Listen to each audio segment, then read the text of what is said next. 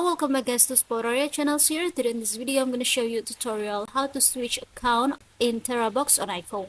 But before it, I hope you guys click subscribe and the bells button to support this channel. And so now without any further ado, let's get started to the video.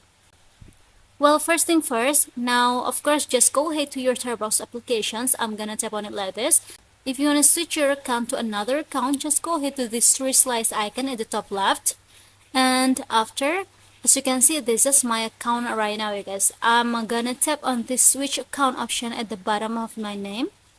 And yeah, as you can see, this is the accounts that serve on my Terabox. So if you want to switch it, you just have to choose the account that you want to use for. For example, I'm going to choose this second account. Tap on it.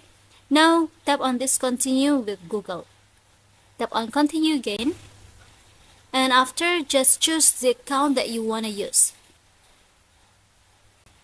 Tap on this continue again at the bottom.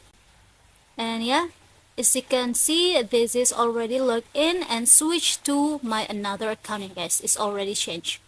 So yeah, I think it's enough from me. Thank you for watching this video. Don't forget to leave your like and comments below. And I'll see you soon on the next one. Goodbye.